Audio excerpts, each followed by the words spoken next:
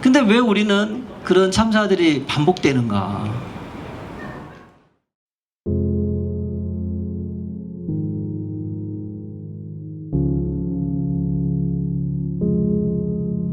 다들 아시겠지만 세월호 특조위는 그냥 만들어진 게 아니고요.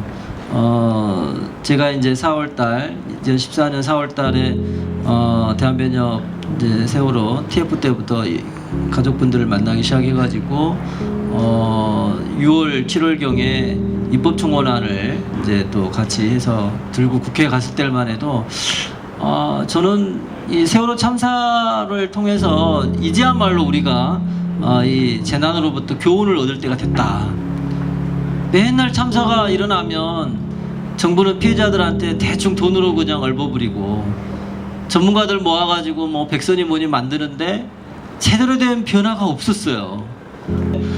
그때 당시 이제 저희 변호사들이 생각하기에는 이거는 특별법이 좀 필요한 것 같다. 대한민국이 왜 그렇게 대형 참사들이 반복되는데도 해결을 못하고 지금까지 왔을까?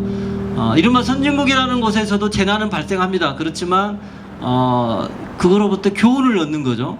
다시는 이런 참사가 발생하지 않으려면 어떻게 해야 되는가? 철저하게 조사합니다. 침몰하잖아요, 배가. 침몰하면 짧게는 3년, 심지어는 30년씩 조사합니다. 왜 침몰했지 이게? 그래야 그 다음부터는 그런 사고가 발생하지 않도록 대책을 세울 수가 있거든요. 우리가 뭐 30년씩까지는 몰라도 어떻게든 특별법을 좀 만들어서 진상을 제대로 규명을 해야 왜 이렇게 됐느냐, 왜 침몰하게 됐고 왜 구조에 실패했느냐를 밝혀내야 책임 소재가 어디 있는지를 알게 되고, 책임 소재가 어디 있는지를 알아야 이제 그거를 이거 개인의 잘못인가, 시스템의 문제인가, 이른바 법령, 제도, 관행, 정책의 문제인가를 따지게 되는 거죠. 그러면 그 잘못된 거를 건드릴 수가 있는 겁니다. 근데 지금까지 우리나라에서는 일종의 이제 말단 지역적인 것으로 갖고 노는 거죠. 직접 제일 앞에 있었던 사람, 제일 끝에 있는 사람, 예를 들어서 1, 2, 3 정장 같은 사람만 처벌하고 끝내요. 전체적인 시스템적으로 좀 많이 연구가 된 법이거든요. 진실을 규명해서 왜 이런 문제가 발생, 원인을 규명한다.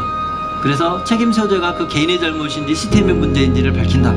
그러면 그거를 개선을 하게 가지고 법에도 그렇게 나와 있어요. 세월호 참사와의 원인을 제공한 법령, 제도, 정책, 관행에 대한 개혁 방안을 내놓게 돼 있어요. 그렇게 해가지고 전체적인 변화를 가져오게 되면 단순히 종합보고서에 그냥 공고만 하고 끝나는 게 아니라 그 공고를 대통령과 국회를 하게 되면 특별한 사정이 없으면 그 공고에 따라야 됩니다. 정부가 1년에 한 번씩 따르고 있는지 안 하는지 국회에 보고를 해야 돼요. 국회에서 체크해보고 정당한 사유 없이 하고 있지 않으면 그 공무원 처벌할 수 있게 징계 요구하게 돼 있어요. 그러니까 상당히 시스템적으로 갖춰져 있는 거죠. 근데 문제는 법을 아무리 잘 만들어도 운용하는 건 사람이잖아요. 기성군 소학권까지 있었으면 좋았겠지만 그것까지 못 갔다 하더라도 있는 것만이라도 제대로 지켜진다면 문제가 없죠. 올 11일날 시행령이 이제 시행이 됩니다. 그러면 언제 출범하는 거냐 했더니 또 금방 된대요. 금방 예산 옵니다. 이제 원래 통상 그래요. 시행령이 만들어지면 시행령 안에 뭐 인력이나 이게 다 이게 안에 들어가기 때문에 그대로 그냥 계산을 뽑아가지고 예산이 나오거든요. 예산이 안 나옵니다. 그때 아마 저희가 첫 번째 가장 큰 고민을 했던 것 같아요. 이거 어떻게 되는 거냐? 이 시행령대로 간다면 제대로 조사를 하기 어렵게 될 텐데 이거 여기서 그만둬야 되는 거 아닌가? 실제로 그만두자는 사람들도 있었습니다. 근데 저로서는 가족들과 계속 같이 했던 제 입장에서는 그럴 수가 없었어요. 100%가 아니더라도 가족들은 영으로 만들고 못하겠다, 더럽다 못하겠다 하는 거는 우리는 그렇게 할 수 있지 몰라도 가족들 생각하면 그렇게 하면 안 되겠다. 단 50%라도 40%라도 뭔가 진실을 밝히는 노력을 이번 기회에 하지 않으면 그 고생해서 특별법을 만들고 특조위가 만들어졌는데 아무것도 못하고 그냥 에이 때려치자 이건 아니다. 그거는 그때 가장 좋아할 사람들은 저 위에 있는 사람들이다, 권력자들이다. 돌이켜보면 저는 참 이게 순간순간 크리스찬으로서 엄청난 분노 가운데 있었던 것 같아요. 참아야 되고 가족들을 생각하고 참아야 되고 진짜 내가 크리스찬으로서 뭔가 피스메이커적 역할을 해야 되는데 안전사회 같은 경우는 6분의 5가 깎여서 6분의 1만 인정되는 이거 엄청난 그러니까 안전사회소위원회는 무슨 용역을 맡기거나 그럴 수가 없고 회의비밖에 없었어요. 회의비밖에. 맨날 회의하는 거예요. 그냥 전문가들 뭐 회의해가지고 정책 만들어내는 거예요. 저희가 회의를 180번을 했습니다.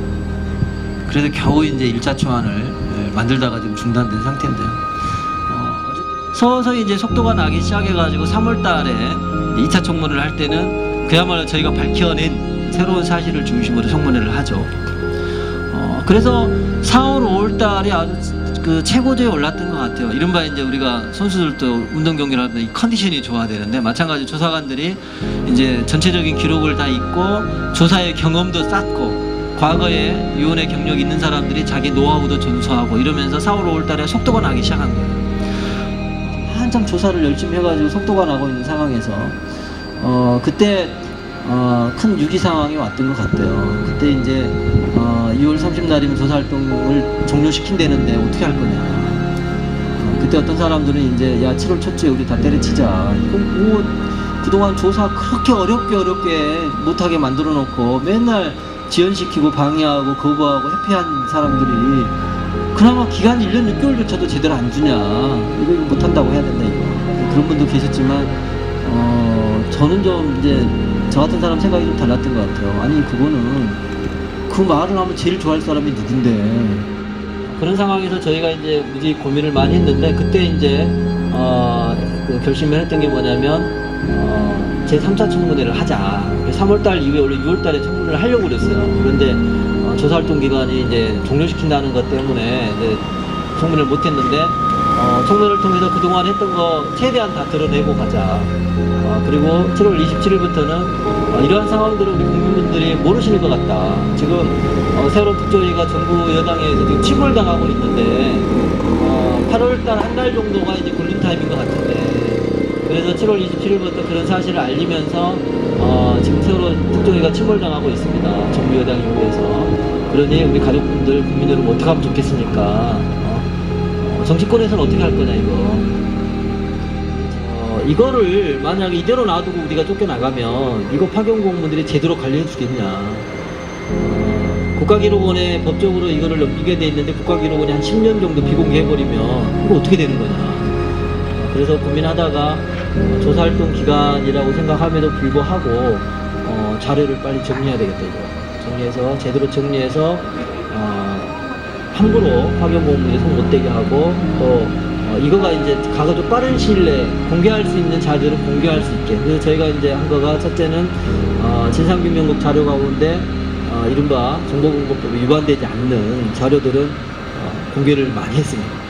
많이 했고, 두 번째, 그러니까 정보 공개를 그냥 해버리는 거예요. 객관적인 정보. 두 번째는 저희가 자료를 다 해보니까 한 50TB 정도 돼요. 참 소중한 기록들입니다.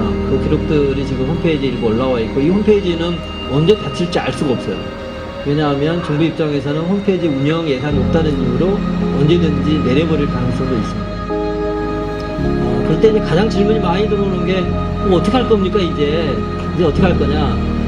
저희 공식적인 입장은 저희의 조사활동 기간은 내년 2월 3일까지고 종합보고서 작성 기간은 5월 3일까지이기 때문에 저희들은 그때까지 공무원 신분이고 조사할 수 있다고 봅니다. 법적으로.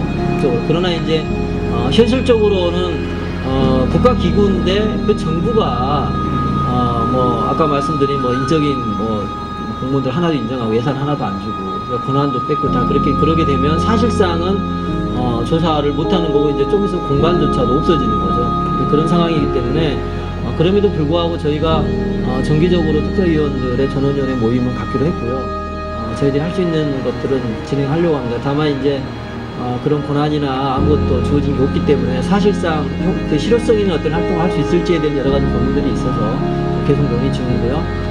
다만 제가 이제 지난달부터 이제 개인적으로 제안을 한 거는 두 가지입니다. 하나는 이렇게 국가기구로서의 특조위가 사실상 그 조사를 하기 어렵게 된다면 이게 이제는 이제 국민들이 나서야 될 때가 된 거 아닌가. 그래서 이제 4.16 세월호 참사 국민특별조사위원회를 만드는 것들. 또 하나는 지금 현재 상황에서 예전에 과거사정리위원회 같은 경우는 그때는 뭐 정부가 우호적이었기 때문에 일기위원회가 있고 일기가 그 법상 분기가 끝난 다음에 또 법을 개정해서 2기를 또 한 적이 있어요. 근데 지금은 뭐 단순한 법 개정으로는 좀 어려울 것 같고요. 전면 개정하거나 아니면 세월호 특별법을 새로 만들어서라도 진상규명 활동을 이어나가야 되지 않겠냐. 그래서 이제 개인적으로 제안한 거는 뭐 특별위원으로서가 아니라 이제 한 시민으로서 또는 예전에 가족들과 같이 일을 했던 사람 입장에서 국민특조위와 이제 세월호 진상규명 특별법을 제정하는, 전면 개정하거나 제정하는 거를 지금 정치권과 시민사회에 지금 제안해 줍니다. 10월 1일 날 혼자 이렇게 특조위를 가봤어요. 가봤더니 아무도 없는데 제자리에 딱 앉아 있는데 저도 모르게 막 눈물이 나더라고요. 이 눈물의 의미가 뭘까? 가족들의 눈물, 또 이제 특조위원회 눈물의 의미가 뭘까? 참 그날은 좀 묵상을 많이 하는 시간이었는데 어쨌든 저는 세월호 참사라고 하는 건 하나의 이제 기점인 거고요. 정말 우리나라가 생명과 안전을 존중하는 사회, 돈보다는 사람을 더 중요시 여기는, 자본의 이득보다는 국민의 생명을 더 중요시 여기는, 헌법에도 이미 그게 다 나와 있는 이야기입니다. 그것이 바로 국가의 존립 근거이긴 하고요. 그런 사회로 변화되기를 바라고, 그런 변화가 저라는 개인으로부터, 여러분으로부터 시작을 해서 사회 시스템이 바뀌고 정부가 바뀌고, 그래서 이제는 세월호와 같은 참사가 다시는 발생하지 않도록 하기 위해서라도 이번에야말로 세월호 참사를 기점으로 새로운 사회로 나아가는 그런 운동들이 활발하게 펼쳐졌으면 좋겠습니다. 그 과정에 수많은 사람들이 눈물을 흘리고 어려움을 겪고 그렇게 왔지만, 그럼에도 불구하고 그런 헌신과 노력과 수고 가운데, 또 여러분들의 기도 가운데 아까 목사님 말씀하신 것처럼 저는 고난 함께라고 하는 말을 너무 좋아합니다. 저는 현대 그리스도인이 할 수 있는 가장 중요한 역할이 뭘까? 함께하는 거라고 저는 생각합니다. 고난과 고통을 함께하는 것. 그게 바로 이제 저의 신앙 고백이기도 하고요. 여러분들이 오늘 이 시간 제 이야기를 들어주는 것도 함께하는 겁니다. 강화문에 가서 가족분들하고 얼굴 한번 보는 것도 함께하는 거고요. 안산에 가서 팽모가 한번 들리는 것도 함께하는 겁니다. 그런 함께함을 통해서 이 세상의 잘못된 것들을, 구조들을 변화시켜 나갈 수 있는 그런 동력들이 나오기를 기대합니다. 감사합니다.